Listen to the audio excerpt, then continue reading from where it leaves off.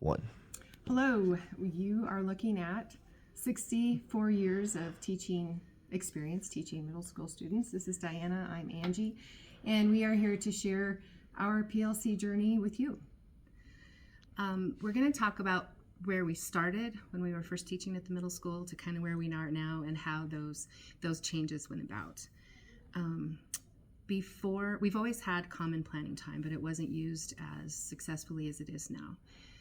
We were single teachers in our own boat. Our team was not content driven. It was grade level.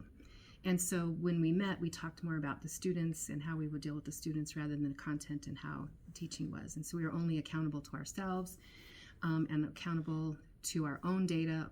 Everything was just individual. We looked at it as a school, but my science results, the science tests or language arts or whatever I happened to be teaching at the time, those results were just because of me rather than shared with the team. And so then as we moved to the team, again, still with the common planning, but used a lot more successfully, is switching from being in our own canoe, yes, to getting on the ship as a building, a whole school. We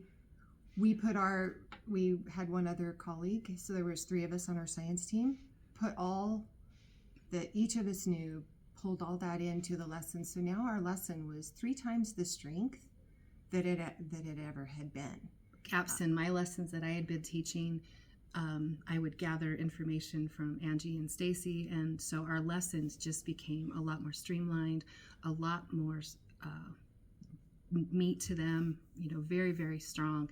And we had a lot of, that combined experience. Mm-hmm. When we all met together and started teaching, we were still all in double digits. Mm-hmm. It helped that we had the same pedagogy, a lot of the same teaching style. Our personalities clicked well together. It's not based that we all 3 were the same, but we all 3 had the similar desire to move forward in kind of the same way. So each kid saw us as different, but it was a smooth transition whether they were in my class or Angie's class or Stacy's class. And that's not with all teams. Teams have to be vulnerable because you're vulnerable. You're sharing my personal lesson that I have developed and my results. Mm-hmm. How was my teaching? And that's scary, super scary. So with that team, you have to be willing to be vulnerable and have the safe things put into place where you can say, okay, my lesson just completely bombed. They have no idea how to balance chemical equations. So what do you do? Because mine aren't getting it. So being that vulnerable piece is then looking at data. And now all of a sudden it becomes really real how my kids did, how Diana's kids did, how Stacy's kids did. And it becomes a very clear picture of who got it, who didn't get it, who has it, what are we going to do now? And so that makes you a bit vulnerable as a teacher, because my class maybe didn't do as well as their 2 classes. So really led into some great conversation about how do we need to respond to all of this, and through those discussions came just the little tricks that I had learned with balancing chemical equations. Mm-hmm. After teaching 8th graders for so long, and now we're teaching multiple grade levels. But we each had our own little strengths or little tricks to that we didn't think about while planning the lesson, because it's just that experience of when you're teaching, you go, oh yeah, I remember to do it this way. So that allowed us the common planning, and then having the kids at the same time, or during our intervention and enrichment time, we could give them the right fit to the right teacher, and sometimes just hearing it a little bit different way, in a little bit different space, with a little bit different group. Then something clicked with the kiddo, and then we could take the other kids that got it and extend them into something else. And because we had such trust in each other, it wasn't always one person take the extension, one person take the reteaching, and one person take the intervention. We just naturally gravitated to our own strengths and just said, okay, I think I can do this. I think I can fix this part, or I'd really like to take the extension kids this time. And there was never a feeling of stepping on toes or anything. It just was a natural progression of, I think this is the need. I think I can fill that. Mm-hmm. It afforded us also some little hidden things that we didn't realize would happen. For example, we had all teaching the same subject at the same time, we could switch teachers amongst us. We could also switch kids throughout us. That didn't affect the rest of their schedule or any other right. class. So we might have a CSA, and right away we take data on that, and we see that we need a reteach group, we need and maybe 2 extension groups. So right away the next day, we're moving kids around. They're getting what they need immediately with a reteach and with an intervention and with the extension. And sometimes the extension could be an extension of the topic we were on, or extension sometimes could be that we are going to front load and we're going to give these kids that already know the information a new extension, and they all of a sudden became the experts then for our next concept. And we would run that lab again with the other kids, so see, they don't miss out. But those kids we had now experts that had done it, the experts, and then we're able to help support that learning and talk to their peers and help us run the lab a lot more efficiently. And that peer-to-peer conversation, as we all know, is key to their learning. And sometimes it wasn't always the strongest academic kids that did well and got that extension. Yeah. And so that was a huge morale booster for them, that they could go in and they could help their peers, and they felt very successful because they knew it and they weren't always in the background. And then at the building level, we have a PLC at our team level, we have it at our building level, and that moved us into then having a learning target at the beginning of class, a closure at the end. Everyone in our building does that. So our lesson has been framed in the appropriate direction.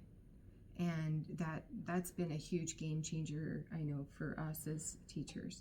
And we're held accountable throughout the building. We have an awesome admin team that will come to our meeting once a week. We have the accountability. What are you working on? What did you intervene? What's your data? They'll even actually put the data in for us as we are talking. Everything's documented, and we're changing CSA questions, we're changing CFA questions right then and there when we know that question didn't work or the kids didn't read it right. And the admin didn't hold us to that structure in that we only can do interventions and enrichments during that enrichment time. We would change the lesson the next day sometimes.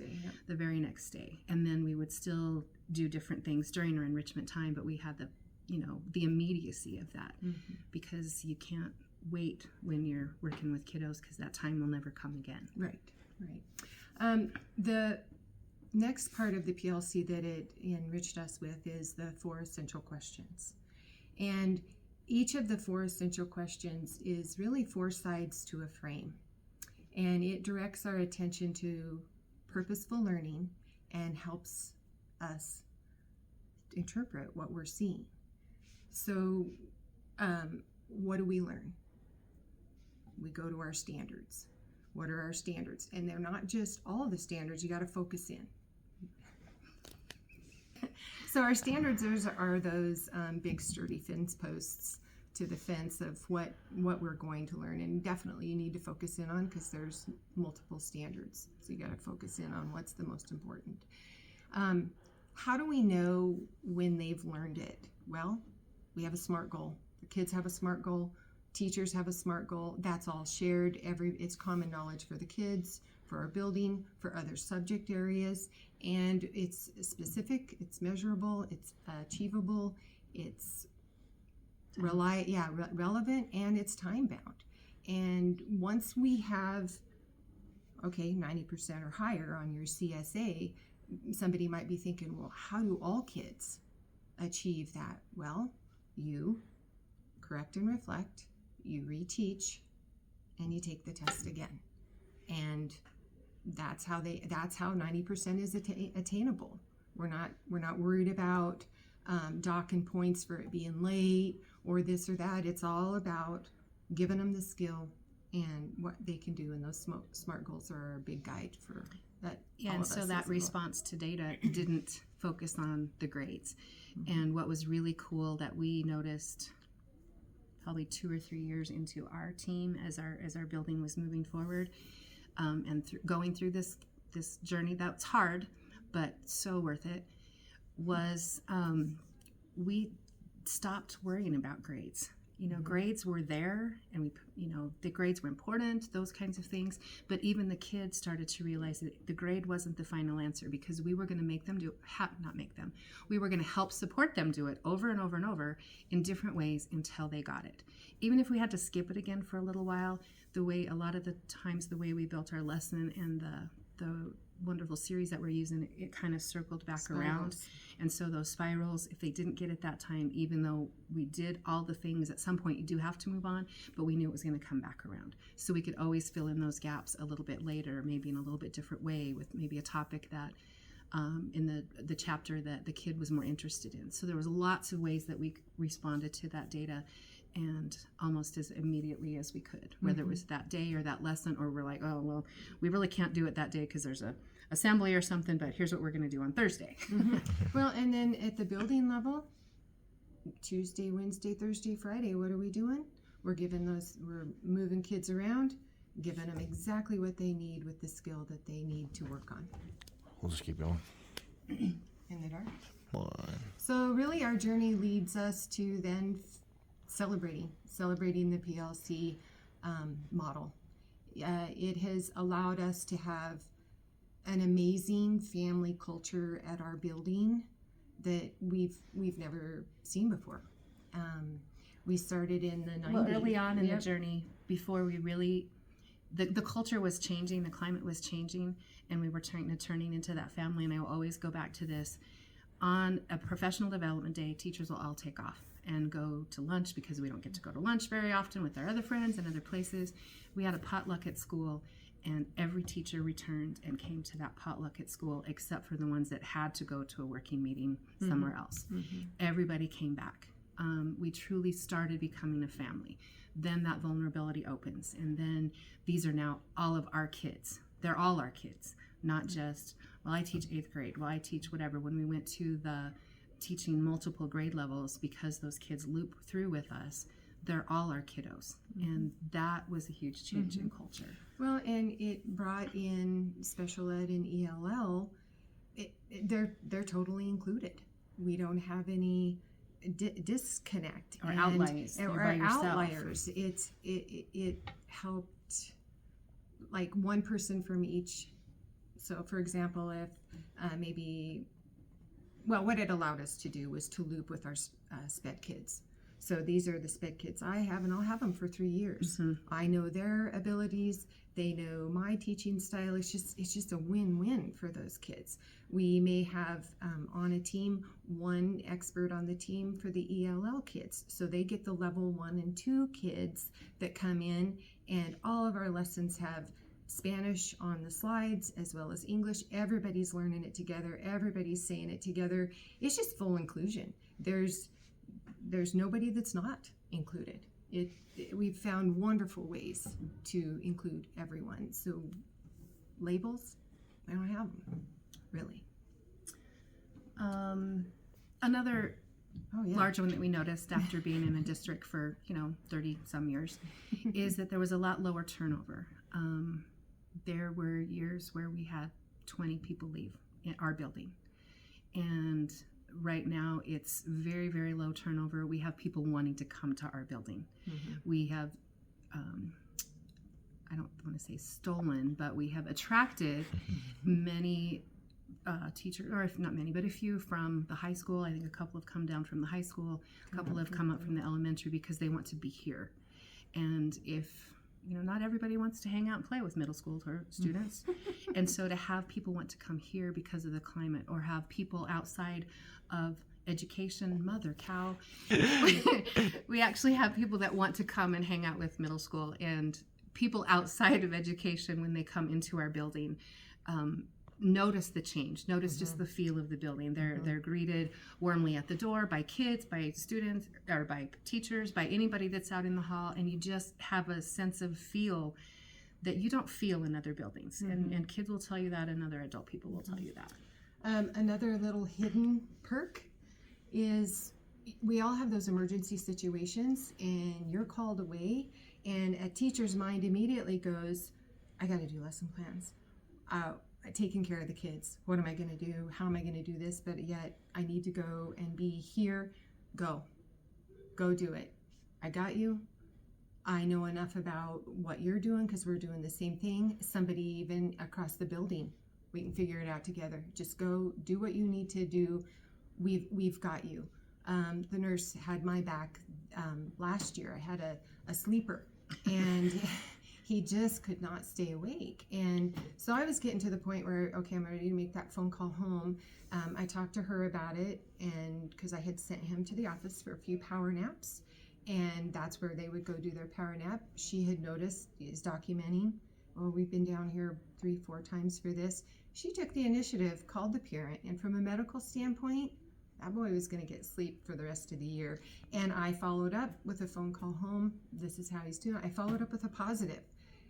That kind of cohesiveness is golden, gold star. And it's across the board. Our custodians, and to the lunch ladies, to the bus driver, to everybody, just everybody is a family because we're all taking care of these kiddos together. And they, I don't know, interacted a lot more with us. We interacted a lot more with the support staff, because it was all means all. We're all working towards this goal, all means all. We all became a team, and instead of a team, we're family. You throw it truly is a family. You throw in that one PLC pebble, and you're going to have a beautiful ripple effect. PLC makes good teachers and students great. And great teachers and students exemplary.